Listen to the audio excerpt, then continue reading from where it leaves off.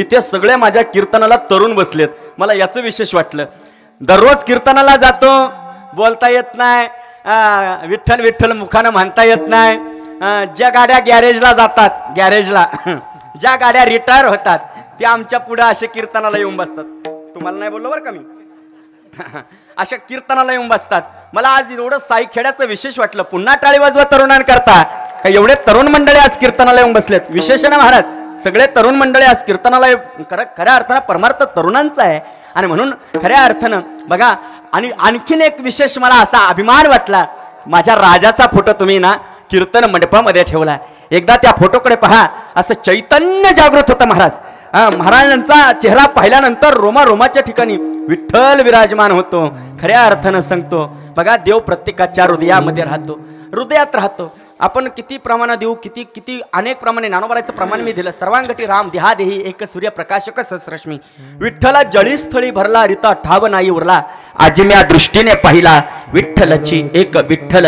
असा असणारा भगवान प्रत्येकाच्या हृदयामध्ये राहतो. आणि म्हणून तुकोबर आजच्या अभंगात का सांगतात देव आपला सकरा, ती शंका क्रमांक 1 आहे. शंका क्रमांकाचं 1चं निरसन करत असताना मी एक दृष्टांत देतो. दृष्टांत ध्यान देऊन ऐका. सगळ्या माता भगिनी ज्यावेळेस आपण कीर्तनाला येतो, कीर्तनाला आल्यानंतर माता भगिनींना एक गोड सवय असते. सवय अशी असते, माता भगिनी कीर्तनाला आल्यानंतर नटून थटून येतात. दागिने अंगावरती परिधान करतात. कोण नाकामध्ये दागिने घालतात, कोण कानामध्ये दागिने घालतात आणि मग कीर्तनाला येऊन बसतात. आता बघा, त्या आजीने किती सुंदर नथनी नाकामध्ये घातली. आजी लपू नका असे वरती तोंड दाखवा बघा. अशी अशी नटून थटून कीर्तनाला येतात.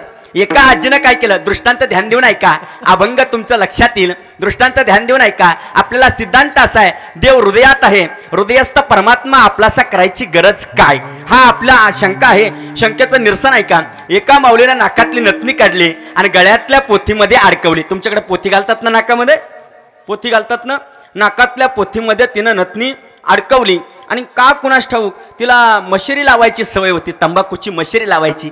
आणि दररोज मशेरी लावायची, दररोज ती नाकातली नथनी डुलायची. आज सुद्धा तिनं नथनी, नाकामधली नथनी गळ्यातल्या पोथीमध्ये अडकवली आणि मशेरी लावायला लागली. जशी मशेरी ती लावायला लागली, मशेरी लावता लावता दररोज नाकातली नथनी डुलायची. पण आज मात्र नाकातली नथनी, बोला बोला बोला, नाकातली नथनी डुलाना, नथनी डुलाना. तशी तिला आठवण झाली, माझी नाकातली नथनी हरवली, अगं बाई कुणाला सापडली का. रडत राहिली ती, रडायला लागली. मंदिरात गेली, सप्त्यात गेली, टाळकऱ्यांना विचारलं, मृदंग वादकाला विचारलं, कीर्तनकाराला विचारलं, गायकांना विचारलं. अहो माझी नथनी हरवली, 10 ग्रॅमची नथनी माझ्या नवऱ्यानं, आवात्या तुमच्या लेकानं, एवढ्या कोरोनाच्या दुष्काळामध्ये माझी नथनी केली होती ना. अहो कुणाची नजर लागली ना, कशाला, बोला बोला बोला, नथनीला, नथनीला नजर लागली. कुणाची नजर लागली सांगता येत नाही. अहो माझी नथनी कोणी चोरली ना, माझी नथनी कुणाला सापडली का, प्रत्येकाला विचारायची. सगळ्यांना विचारलं, रडायला लागली. रडता रडता माझ्याकडे आली. महाराज, अहो महाराज काय सांगू तुम्हाला, काय झालं आजी, काय झालं बाई. बाईंना सांगितलं, महाराज अहो काय सांगू तुम्हाला, माझ्या नवऱ्यानं, तुमच्या भावानं एवढ्या कोरोनाच्या काळामध्ये नथनी केली होती ना. गेली हो गेली. आता काय करावं, आता काय करावं. मी म्हटलं काही नका करू आजी, सापडेल तुम्हाला. एवढं काय दुःख मानता, एवढं दुःख मानायचं नसतं. नाही महाराज तसं नाही, आवाजाचं जात त्यालाच कळतं. मला म्हटली, मला ज्याचं जात त्यालाच कळतं. आणि असं म्हटल्यानंतर मी म्हटलं आजी तुम्हाला नथनी दिल्यावर तुम्ही मला काय द्याल. म्हातारा एवढ्या चॅप्टर असतात महाराज, एवढ्या चॅप्टर असतात. महाराज मी तुम्हाला काय देईल. अव महाराज मी तुम्हाला 4 ठाण्याची जिलेबी खायला घालीन. अव महाराज मी तुम्हाला 4 ठाण्याचा वडापाव खायला घालीन. म्हणजे बघा, नथनी सांगणार मी 10 ग्रॅमची आणि मला 4 रुपयांवरून 5 रुपयांवरून 10 रुपया वळवती वय. किती अवघड आहे महाराज. आणि मग तिनं सांगितलं, महाराज सांगा ना माझी नथनी. मी सांगितलं, कारण मी नथनी तिची कुठे पाहिली, बोला बोला बोला, नथनी कुठे पाहिली, गळ्यातल्या पोथीमध्ये पाहिली. जशी मी नथनी पाहिली तशी आजीला म्हटलं, आजी घरामध्ये जायचं, कपाटासमोर उभं राहायचं, पडदा बाजूला करायचा आणि नक्क शिकंत शरीर निहाळून पाहायचं. जशी माऊली गिरत गेली, पडदा बाजूला केला आणि आपल्या हृदयापाशी आली. तिनं डायरेक्ट कपाटावरती उडी मारली. आता नथनी कपाटात होती का तिच्यापाशी होती? बोला बोला बोला बोला बोला. हा, अगदी तसंच तुमचं आमचं देवाच्या बाबतीत झालं. महाराज एक प्रमाण देतात बघा. तुझा आहे तुझा पास, तुझा आहे तुझा पास, परी तुझा बाजू कलास, परी तुझा बाजू कलासी, आज बनासी तुझ्या घराच्याने केली.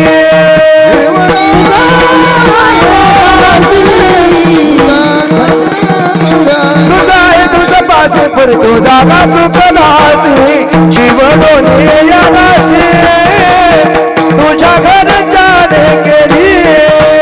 तुझा आहे तुझा पासे पर तुझा बाजू कलासी, जीवन यासी तुझ्या घरच्याने केली. तुझा आहे तुझा पासे परी. तू एकदा टाळी वाजव ना त्यांच्या करता. नुसते माझ्याकडे बघत राहतात, नुसते बघत राहतात, बघत नाही राहायचं. प्रमाण दिलं का टाळी वाजवायची, प्रमाण दिलं का टाळी वाजवायची. अशी कडा टाळी वाजली पाहिजे. आपल्याला काय टोल नाका भरायचं का टाळीचा? नाही ना. आणि मग असं मोकळ्या म्हणा अजून एकदा वाजवा, बरं वाटलं पाहिजे. अशी थंडीच पळून गेली पाहिजे बघा. फार गोड टाळी वाजवली. तुझा आहे तुझं पासी परी तो जागा चुकलासी. महाराज म्हणतात अरे तुझं आहे तुझं पशी, तुझ्या पशी देव आहे. बघा अजून हा दृष्टांत नाही काढला तर अजून एक दृष्टांत देतो. थंडीचे दिवस होते. 4 ठाण्यावरून माणूस निघाला. 4 ठाण्यावरून माणूस निघाला. पण तो असा जिंतूरला निघाला. जिंतूरला निघाल्यानंतर जिंतूरच्या एका हॉटेलवरती त्यानं गाडी आपली लावली. गाडी लावली, डोळ्याचा चष्मा काढला आणि असा केसाला अडकवला. डोळ्याचा चष्मा केसाला अडकवला, डोक्याला अडकवला आणि तो चहा प्यायला एका हॉटेलवरती थांबला. चहा पिला. चहा पिऊन झाल्यानंतर तो निघाला. गाडीला किक मारली. गाडी 2 पावलं पुढे गेली. गाडी 2 पावलं पुढे गेल्यानंतर त्याच्या डोळ्यामध्ये चाचणं जायला लागले. चाचणं कळतात ना तुम्हाला? बारीक बारीक बारीक बारीक असे किडे असतात बघा. बारीक बारीक किडे होते ते त्याच्या डोळ्यात जायला लागले. जशा त्याच्या डोळ्यामध्ये किडे जायला लागले तसं त्यानं तो डोळ्यातला चष्मा माझा विसरला असं त्याला वाटलं. त्यानं गाडी वळवली. गाडी पुन्हा जिंतूरच्या हॉटेलवरती आली. हॉटेलवरती आल्यानंतर तो त्या मालकाला बोलू लागला, मूर्ख माणसं, माझा चष्मा त्या दिवशी 550 रुपयाचा चष्मा मंठ्याच्या बाजारामधून आणला होता आणि 550 रुपयाचा चष्मा तुम्ही चोरला. लाजा कशा वाटल्या नाही तुम्हाला? हॉटेलला टाकता, चोऱ्या करता, आमक करता, तमक करता. असं कुणाला बोलू लागला? कुणाला बोलू लागला? मला. कुणाला बोलू लागला? हॉटेलवाल्या मालकाला. आता त्या हॉटेलवाल्या मालकाचं डोकं सटकलं. आता माझी सटकली. त्यानं चष्मा याच्या डोक्याला पाहिला. चष्मा कुठे होता? डोक्याला. चष्मा डोक्याला होता. चष्मा हरवला होता का त्याच्यापाशी होता? बोला बोला बोला. त्याच्यापाशी होता. अगदी तशीच गंमत झाली. चष्मा त्याच्यापाशी होता. तो बोलू लागला, शिव्या देऊ लागला. मालकाला बोलल्यानंतर त्या मालकानं सांगितलं याचं काय डोकं बिकं फिरलं काय? ते आणखीन बोलायला लागला, चोऱ्या करता, लाजा वाटत नाही, कशाला हॉटेलला टाकता? असं बोलल्यानंतर हॉटेलवाल्या मालकानं हाताच्या बाया मागं सारल्या आणि अशी खानदिशी त्याच्या टिकवली, जोरात हाणली. तसा त्याच्या डोक्याचा चष्मा खाली पडला. सज्जन हो, चष्मा हरवला होता का त्याच्यापाशी होता? अगदी तशी गंमत तुमची आमची देवाबद्दल झाली. तुझा आहे तुझं पासी परी तो जागा चुकलासी. म्हणून तुकोबारायाला एका साधकाने विचारलं, महाराज तुम्ही म्हणता देव आपलास करायचा, पण देव तर आमच्या हृदयात आहे ना.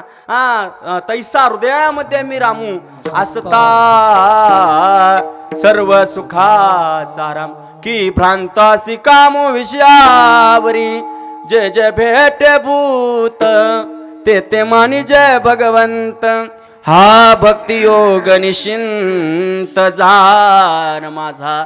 ज्ञानोबराय म्हणतात जे जे तुम्हाला भेटतील त्यांना देव माना.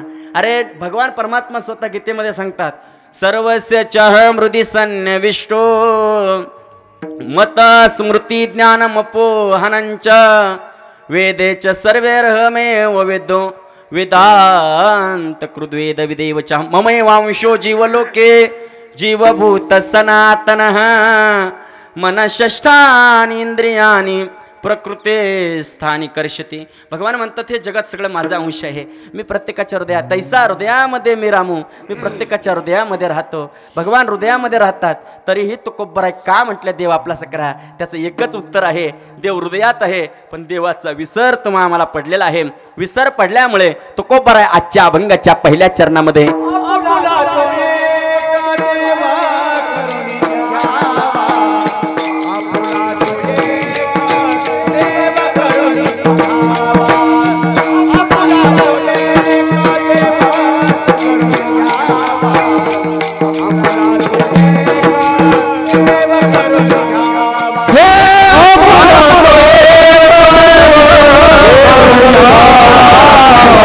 आपुला तो एक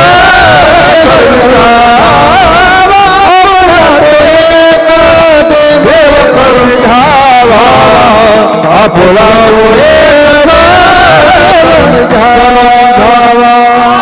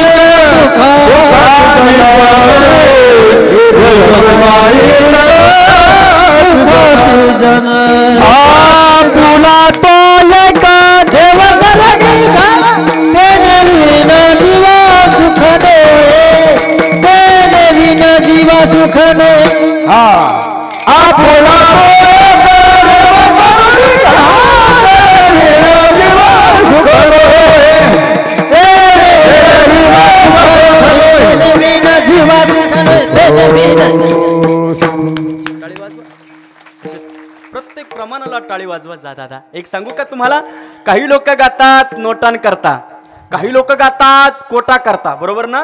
काही लोक गातात कोटा करता, काही लोक गातात नोटान करता, काही लोक गातात पोटा करता, काही लोक गातात जे गायक असतात ना, काही लोक गातात थाटा करता. पण आमचे वारकरी जे गातात ना ते विठोबा करता गातात. हे कधी विसरायचं नाही, लक्षात घ्या. कधीच विसरायचं नाही, कधीच विसरायचं नाही. हा महाराज आपलं प्रमाण चाललं होतं. महाराज म्हटले आपुला तो एक देव करून घ्यावा, त्याच्या व्यतिरिक्त तुमच्या जीवाला सुख मिळणार नाही. ठीक आहे महाराज, बाकीच्या ठिकाणी सुख नाही का? महाराज म्हटले मिळणार नाही. बघा ना, संसारात सुख नाही का महाराज? महाराज म्हणतात संसारामध्ये सुख नाही, दुःख बांधवडे आहे हा संसार, सुखाचा विचार नाही कोठे रे बाबा. सुखाचा विचार नाही. बघा, दुःख बांधवडी किंवा संसार दुःख मुळ, चहूकडे इंगळ, विश्रांती नाही कोठे, रात्रंदिवस तळमळ, काम क्रोध लोभ सुनी, पाठी लागली ओढाळ, कवनामी शरण जाऊ, दृष्टी देईल निर्मळ, दृष्टी देईल निर्मळ. कोण महाराज सुख देईल? संसारात सुख नाही. तुम्ही आम्ही सगळ्यांनी लग्न केलं कशा करता? सुखा करता. मुलं बाळ सगळं संसार वाढवला कशा करता? सुखा करता. पण खऱ्या अर्थानं सांगा, आपल्याला सगळ्यांना सुख मिळालं का? ज्ञानोबा तर सांगतात लटिका व्यवहार सर्व हा संसार. ज्याचं लग्न झालं, लग्न झाल्यानंतर किती आनंद वाटतो माणसाला. लग्नाचं सोहळा बघा ना, आली लग्न गटी समीप नवरा, घेऊन या. पुढं काय? बोला तुमचं सगळं पाठ आहे. घेऊन या वागरा, शुभ लग्न लगन सावधान सावधान. तुमच्याकडे असंच लग्न लागतं ना, असंच लागतं ना. आमच्याकडे असंच लागतं. तुमच्याकडे गेल्यावर जाळतात का मेल्यावर जाळतात? गेल्यावर जाळतात का मेल्यावर जाळतात? बोला बोला बोला.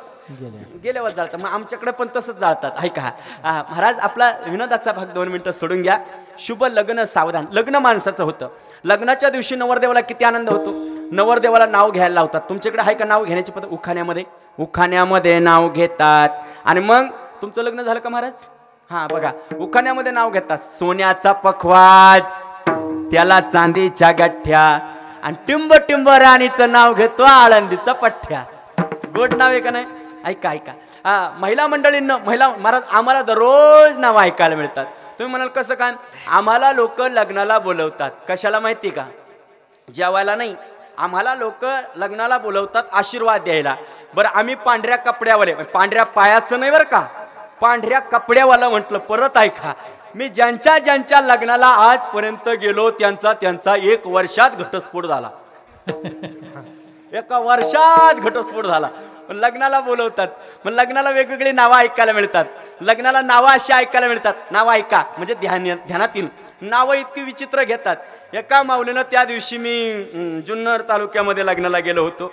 आता तुम्हाला गावाचं नाव नाही सांगणार ना, ते तुम्ही तिथं जाऊन चाडी लावाल माझी. माणसाला विचित्र. ऐका, त्या माऊलीनं लग्नामध्ये नाव घेतलं देवळीत देवळी. नाव ऐका, देवळीत देवळी. देवळीत होती लाकडं, ते गेले तिकडं, मी गेले इकडं. मी म्हटलं माऊली फार गोड नाव घेता हो तुम्ही, मला एखादं नाव सांगा ना, कधीतरी कामाला येईन. त्या माऊलीनं मला नाव सांगितलं. ऐका महाराज, ऐका महाराज, महादेवाच्या पिंडीला हार घालतो वाकून, आणि टिंब टिंब राणीचं नाव घेतो तुमचा मान राखून. मला त्या माऊलीनं नाव सांगितलं. मी तिथून पुढे ते नाव कीर्तनातच घ्यायला लागलो महाराज. कीर्तनातच. आता मी असं नाव नाही घेत कीर्तनामध्ये, असं आमकं नाव घेत नाही, तमकं नाव घेत नाही. मी असं डायरेक्ट नाव घेतो. महादेवाच्या पिंडीला हार घालतो वाकून, तुमच्या सगळ्यांचं नाव घेतो गावचा मान राखून. किती गोड नाव आहे बघा. आणखीन एक नाव सांगतो. तांब्याची कळशी बुक्यानं घासली. तुमच्याकडे कळशी असतात ना? कळशा. अरे हसा ना कमीत कमी. तांब्याची कळशी असतात ना? हा, तांब्याची कळशी असते बघा. तांब्याची कळशी बुक्यानं घासली. तांब्याची कळशी बुक्यानं घासली आणि टिंब रावणचं नाव घेताना सारी मंडळी हसली. किती गोड नाव आहे महाराज. ऐका, असं नाव घ्यायला आनंद वाटतो, मजा वाटते. कुठपर्यंत मजा वाटते सांगू का तुम्हाला? कुठपर्यंत? एकदा का संसार चालू होत नाही तोपर्यंत. आणि मग महिन्यानं तुम्ही जाऊन भेटा नवरदेवाला. किती दिवसानं? बोला बोला बोला. 1च महिन्यानं जाऊन भेटा नवरदेवाला. नवरदेवाचा चेहरा असा दुःखी दिसतो, सगळ्या जगाचं दुःख जणू काय त्याच्यावर आलं. त्याला विचारलं, बाबा काय झालं रे? तो म्हणतो, काय खरं नाही महाराज, काय खरं नाही महाराज. प्राण्या मायेचा बाजार, प्राण्या मायेचा बाजार, प्राण्या मायेचा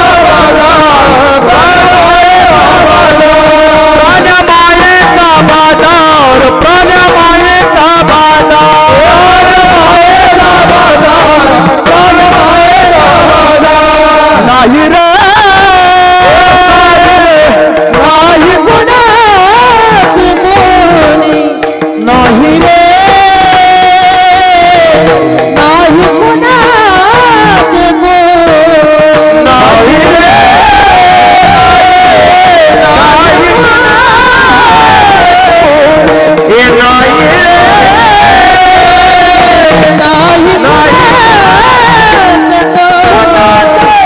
बहीण कुणाचे, भाऊ कुणाचा, कोण कुणाचे, सगळे सोयरे मेल्या मागे सर्व राहिले, तुटतील धागे दोरे. प्राण्या मायेचा बाजार. हा मायेचा बाजार आहे महाराज. लटका आहे संसार, हा लटका आहे. आणि म्हणून तुकोबरायनं फार गोड सांगितलं. महाराज म्हणतात या संसारामध्ये रमायचं नाही. महाराज म्हणतात रमायचं नाही. का महाराज रमायचं नाही? का मी संसार करायचा नाही? महाराजांनी गोड उत्तर दिलं बघा आजच्या अभंगाच्या 2ऱ्या चरणात.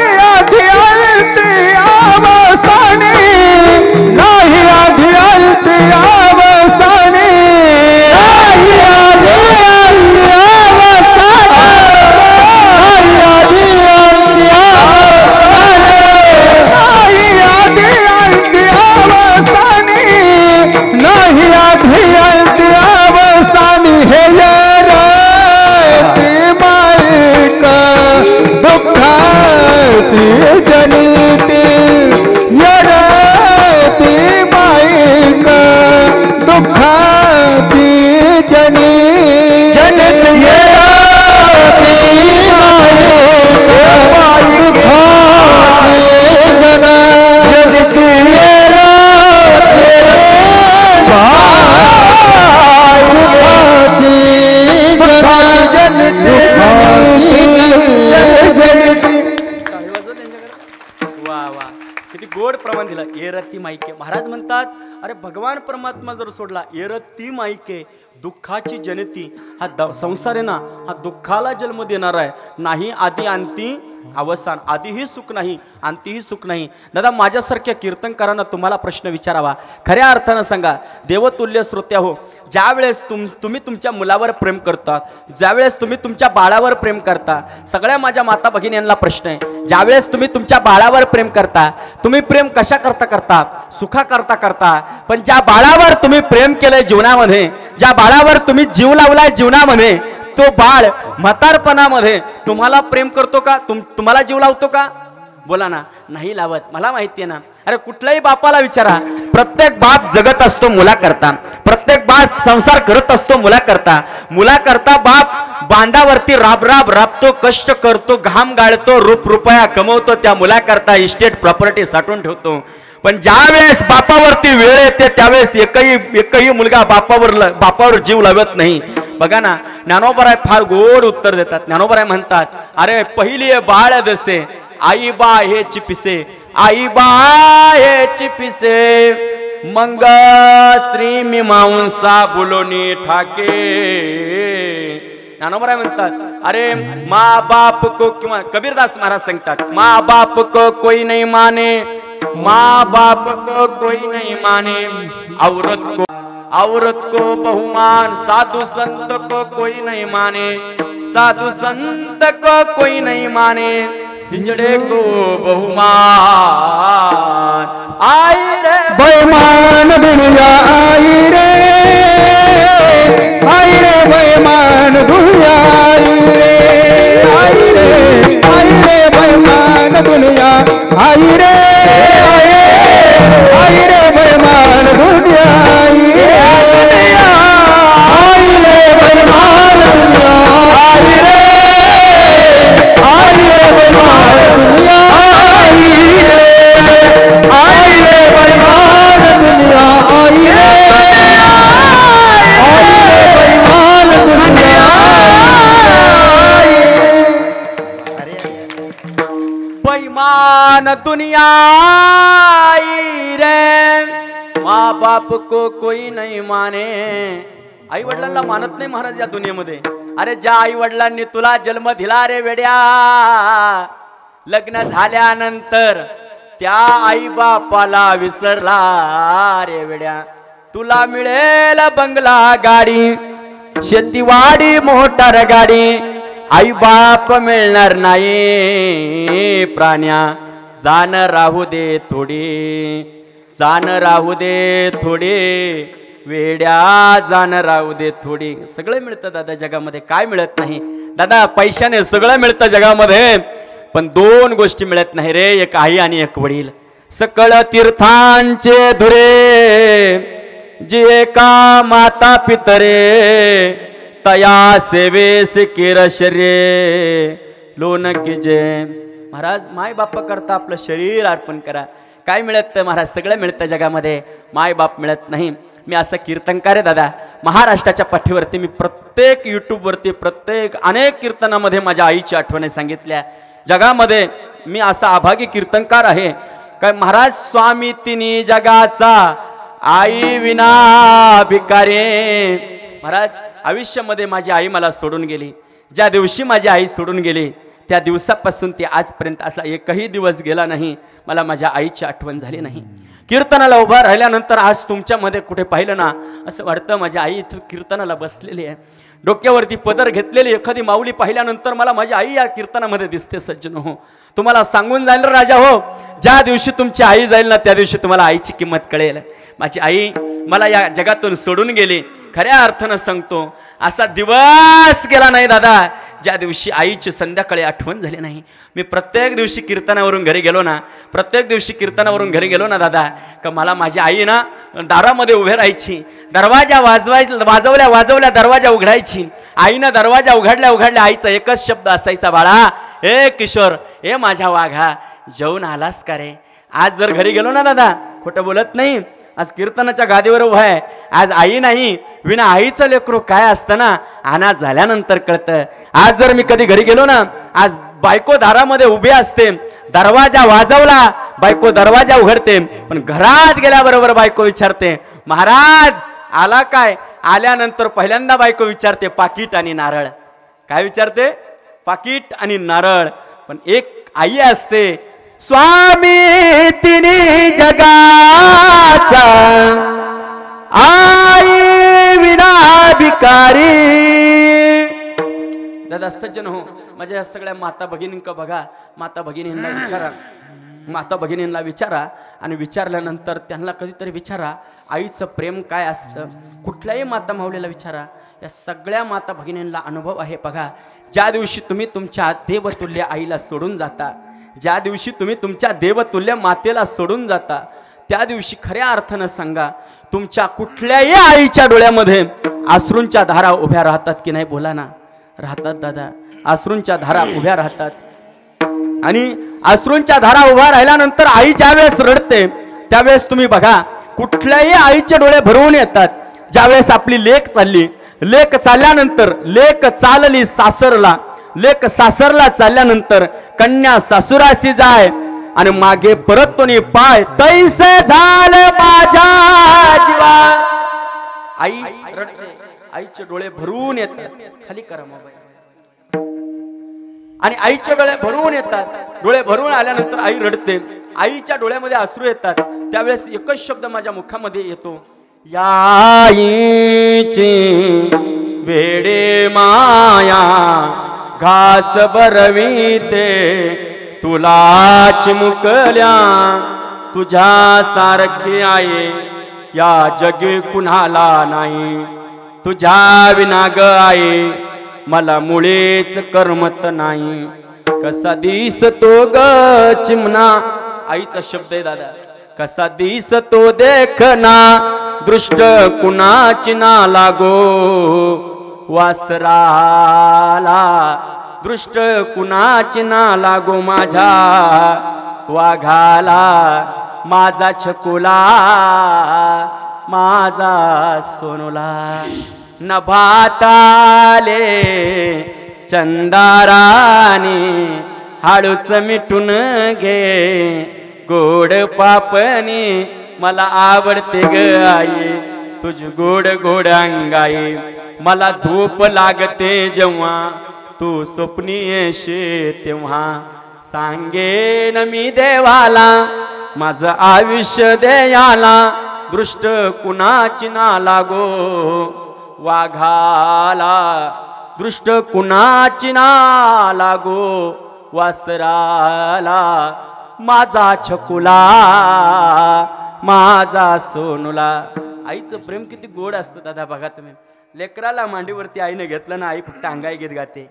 आई काय म्हणते बघा, अरे एकच अंगाई गीत आईनं म्हणावं, हे बाळा, हे माझ्या वाघा, लिंबोणीच्या झाडा मागे चंद्र झोपला बाई, आज माझ्या पाडसाला, आज माझ्या पाडसाला झोप काय येना, आज माझ्या पाडसाला झोप काय येना, लिंबुनीच्या झाडा मागे चंद्र झोपला बाई. लेकरांना आईच्या मांडीवरती झोपावं, शांत झोप लागत असते महाराज, शांत झोप लागत असते. आईवर मुलगा एवढा प्रेम करतो दादा. आज मला माझ्या आईची आठवण झाली, खोटं बोलणार नाही. माझ्या आईचा रोडवरती ॲक्सिडेंट झाला. ज्यावेळेस माझी आई या जगातून मला सोडून गेली, ज्यावेळेस माझी आई मला या जगातून सोडून गेली, आई माझी रोडवरती झोपलेली होती, पण ती कायमची झोपली होती. मी माझ्या आईच्या जवळ गेलो, आई माझी बोलत नव्हती, आईच्या डोळ्यांमध्ये अश्रूंच्या धारा वाहत होत्या, आई बोलत नव्हती, आईला बोलता येत नव्हतं.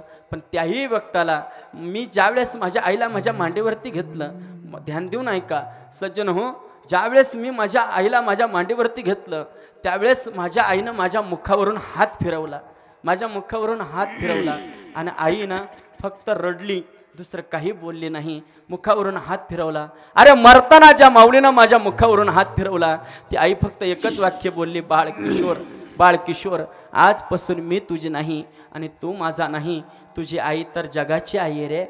ज्ञानाबाई माझी अनाथाची माय. महाराज माऊली ना माऊली अनाथाची माय असते बघा. एका जनार्दनी पाय वंदित सो. ज्ञानोबा आई आहे, ज्ञानोबा विश्वाची आई आहे. ज्ञानोबा का आपल्याला हृदयामध्ये घेणार नाही. एवढंच माझ्या आईनं म्हणावं आणि कायमचे डोळे झाकावे. मला आज आईची आठवण आली, त्याचं कारण मी दृष्टांत सांगत होतो सज्जन हो. आपण आपल्या आईवर प्रेम करावं. आपली आई आपल्या मुलावर प्रेम करते पण फिरून मुलगा आईवर प्रेम करत नाही ना, याला म्हणतात येरती माईके दुःखाची जनती. भगवान परमात्मा सोडून संसारामध्ये कुणी कुणाचं नसतं, कोण कुणाचं असतं, कुणी कुणाचं नसतं. आई फक्त आपली असते, वडील फक्त आपले असतात. तुम्ही बघा ना दादा, विश्वाच्या पाठीवरती ज्या दिवशी मुलाची आई जाते ना, विश्वाच्या पाठीवरती ज्या दिवशी मुलाची आई जाते ना, त्या मुलाला जाऊन भेटा. तो मुलगा एकच उत्तर देईल, कशी काळाची चावल आली, बाग सुखाची करपून गेले, कस विपरीत झालं सार, होता सोन्याचा संसार, राजा राणीचा दरबार, तुझ्या विना ग जन्म सारा. आईला तो मुलगा बोलतो, तुझ्या विना ग जन्म सारा, एकाके पडलेला, प्रेम देवता ममतेचे अपार शक्ती देगा, जरी कोसळले आभाळ तरी करीन मी संभाळ, घे पुन्हा नवा अवतार, होता सोन्याचा संसार, राजा राणीचा दरबार. हे आईचं प्रेम असतं दादा.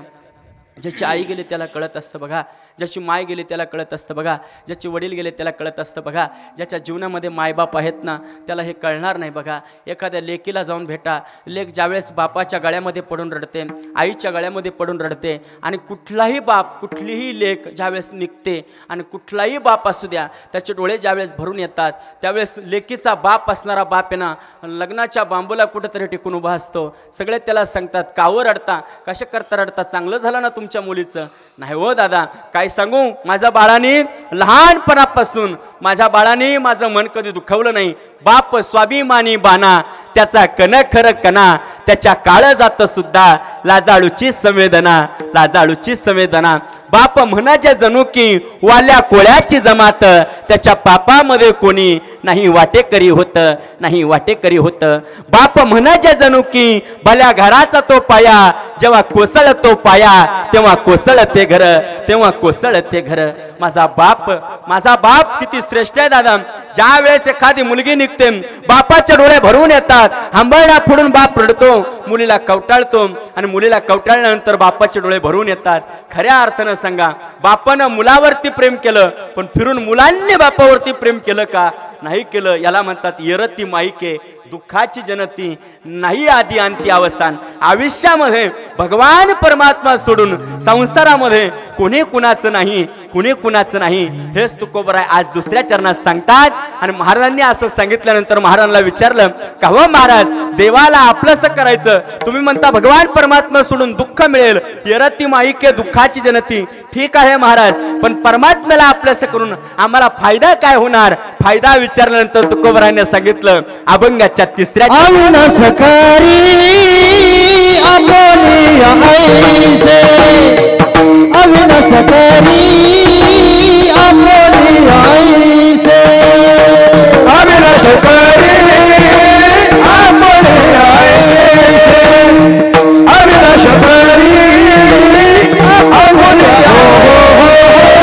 अविनाश करी आपोली आई से, अविनाश करी आपोली आई से, अविनाश करी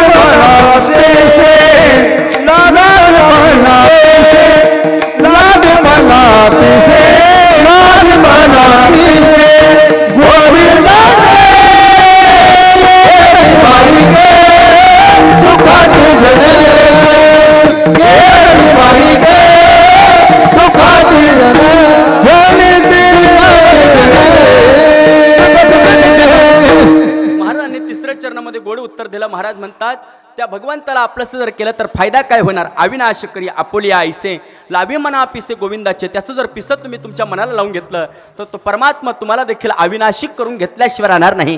आता अविनाशी स्थिती म्हणजे काय, एवढ्याच प्रश्नाचं उत्तर आपल्याला द्यायचंय आणि सेवेला पूर्ण विराम द्यायचा. एकदा मोठ्या मनानं टाळी वाजवा, हातानं भजन करा आणि आपल्या पांडुरंगाचं मनापासून चिंतन करा. विठोबार खुमाये अरे विठोबार खुमाये विठोबार खुमाये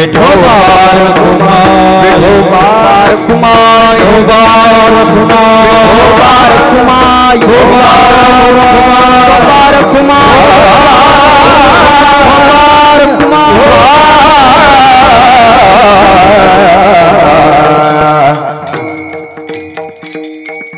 महाराज म्हणतात अविनाशी करी आपोली आईसे लावी मना पिसे गोविंदाचे. त्याचं पिसं मनाला लावून घ्यायचं, मग तो परमात्मा काय करीन, तुम्हाला अविनाशी करेल. आता अविनाशी म्हणजे काय, पुन्हा जन्मावं लागणार नाही, पुन्हा मरावं लागत नाही. आपली कीर्ती या महाराष्ट्राच्या पाठीवरती उत्तरोत्तर राहिल्याशिवाय राहत नाही.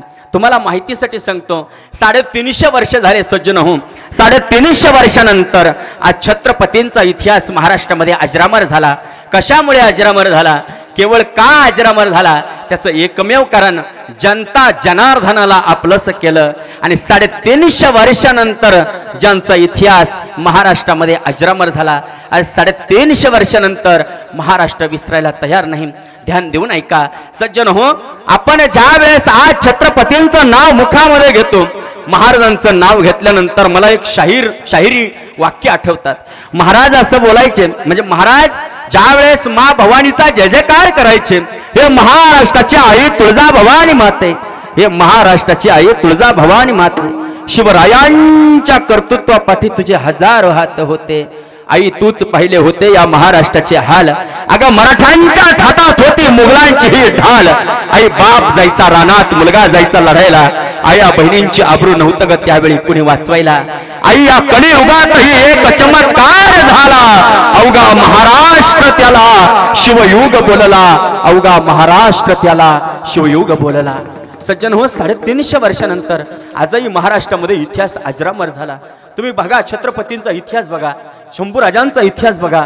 शंभूराजांचा इतिहास पाहिल्यानंतर संगमेश्वरा विको कमी करा दादा, संगमेश्वरावरती ज्या वेळेस रात्रीच्या 12-1 वाजता, रात्रीच्या 12 वाजता, ज्या वेळेस रात्रीच्या 12 वाजता गणोजी शिर्के नावाच्या एका माणसानं गद्दारी केली आणि गणोजी शिर्के नावाच्या माणसाने गद्दारी केल्यानंतर छत्रपती शिवाजी महाराज संभाजी राजांना पकडण्यात आलं.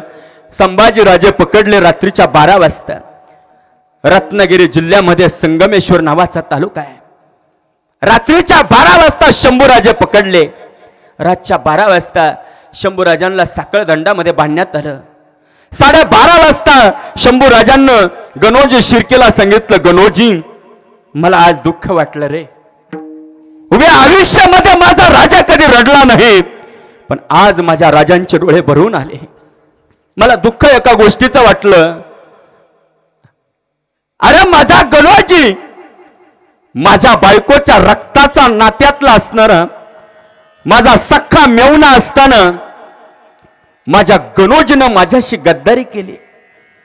अरे मनात आणलं असतं तर बाबरीच्या काट्यालाही तलवार बनवलं असतं, मनात आणलं असतं तर हातांना देखील ढाल बनवलं असतं, मनात आणलं असतं तर हृदयावरती छातीवरती वार सहन केले असते.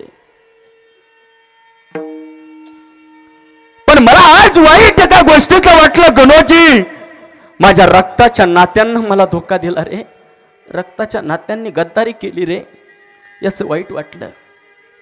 अरे ज्यावेळेस माझ्या समोर औरंगजेब आला होता, आग्राची भेट होती, औरंगजेब माझ्या समोर बसला होता, त्या औरंगजेबासमोर मी डोळे वाटारले होते, पण सह्याद्रीच्या वाघाकडे पाहून औरंगजेबाच्या देखील अंगावरती काटा आला होता रे. पण आज मला वाईट एका गोष्टीचं वाटलं, माझ्या रक्ताच्या नात्यांनी मला धोका दिला रे, रक्ताच्या नात्यांनी धोका दिला. नाती रक्ताची असूनी सुड भावना पेटली, मानसाच्या मनातली दयामया का आटली, दयामया का आटली. गणोजी का रे असं केलंस, का रे असं केलंस? अरे माझ्या आबासाहेबांनी संपूर्ण आयुष्य या स्वराज्य करता अर्पण केलं. माझ्या शिवाजी राजांना वयाचे 50 वर्ष या स्वराज्य करता अर्पण केलं. गणोजी का रे असं केलंस, का रे असं केलंस? अरे गणोजी तू जर माझ्याकडे मागितलं असतं ना, माझं काळीच काढून तुला मी दिलं असतं. पण माझ्याशी मराठी माणसानं कार्य गद्दारी केली. अरे आज महाराष्ट्राचा राजा औरंगजेबाच्या तावडीत सापडला. विचार कर, इथंच संपलं रे स्वराज्य, इथंच संपलं रे स्वराज्य.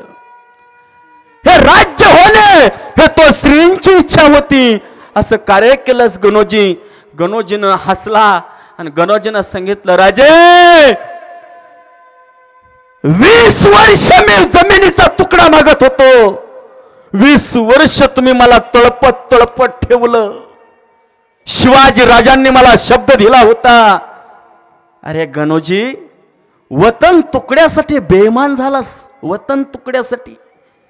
अरे मागितलं असतं तर सगळं स्वराज्य तुला दिलं असतं रे, पण गद्दारी केली रे. शंभू राजांच्या हाताला साखळदंड बांधले, ओढीत नेलं. रात्रीच्या 1चा सुमार होता. रात्री 1 वाजता शंभू राजांना घोड्यावर ओढण्यात आलं. महाराजांचं शरीर फरफडीत नेण्यात आलं. अरे महाराष्ट्राचा राजा होता, झुकला असता, वाकला असता तर राजा झाला असता. औरंगजेबाने एक पत्र पाठवलं शंभू राजांना. त्या पत्रावर असं लिहिलं होतं, शंभू मुकरबनी तुला पकडलंय. सह्याद्रीचा वाघा आज खाली ढासळलाय. बोल तुला काय पाहिजे, येतोस का माझ्या बरोबर? औरंगजेबानं सांगितलं महाराष्ट्राच्या राजाला, येतोस का माझ्या बरोबर? धर्म सोडतोस का? जर धर्म सोडलास ना, अरे तुला वतन जहागिरी देईल. शंभू राजांना उत्तर दिलं औरंगजेबाला. उत्तर काय बघा, शंभू राजांना सांगितलं, औरंग्या वतन तुकड्यासाठी बेईमान माझं रक्त नाही, हे शिवाजी राजाचं रक्त आहे. मराठ्यांच्या रक्तानं लाल झालेली माती अफजल्या पुढे झुकली नाही, ती माझ्या शुभांची छाती. संभाजी राजांसारखा, शिवाजी राजांसारखा वीर झाला याच मातीत खरा हिरा. अरे मरण ज्यांच्या समशरीवर तोच मर्द मराठा करा, तोच मर्द मराठा करा. अरे याच मातीत शिवाजी राजा जन्मला, याच मातीत अफजल्या गाडला आणि याच मातीत हिंदवी स्वराज्याचा भगवा झेंडा फडकला. तीही माती आहे दादा, मी शरण येणार नाही. शंभू राजांच्या शेजारी एक मित्र होता, मित्र दोस्त, ज्याचं नाव होतं कवी कलश. तर कवी कलशानं सांगितलं, औरंग्या कोणाला बेईमान व्हायला संतोष?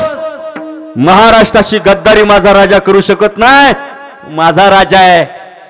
कवी कलशानं उत्तर दिलं, कुणाला वाकायला संतोष? सह्याद्रीचा छावा कधी वाकत नसतो, सह्याद्रीचा वाघ कधी वाकत नसतो.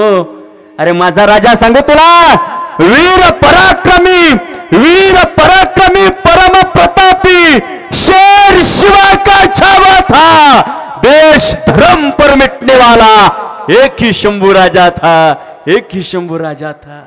असा माझा राजा आहे, तो तुला शरण नाही येणार. औरंगजेबानं विचारलं, शंभू शेवटचं सांगतो, धर्म सोडतो का? नाही सोडणार धर्म, नाही सोडणार म्हटल्यानंतर औरंगजेबाची तळची आग मस्तकाला गेली.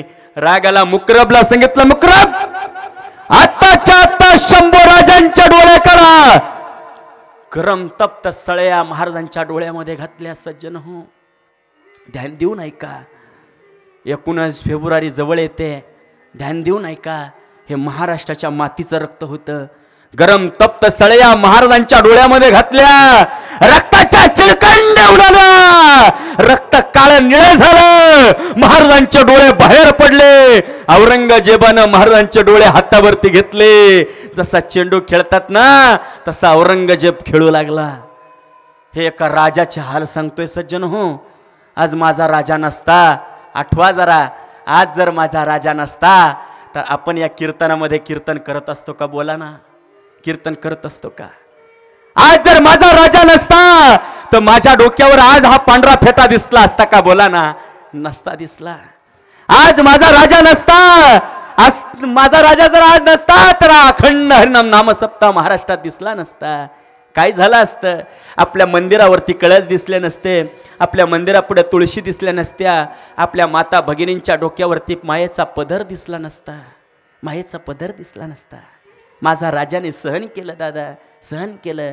जेने धर्म जितविलाची बळी, तो संभाजी जाण नव्हाळी, का अवतरला जयाचे कुळी. तया छत्रपतीच्या चरण कमळी साष्टांग नमन करीत असो. माझ्या राजाचे डोळे बाहेर काढले. माझ्या राजाला ना इतक्या नरक यातना दिल्या औरंगजेबानं, असं म्हणतात, वर्णन आले महाराष्ट्राच्या इतिहासामध्ये. औरंगजेबानं तुकडा तुकडा केला शंभू राजाच्या शरीराचा, तुकडा तुकडा केला. एक दिवस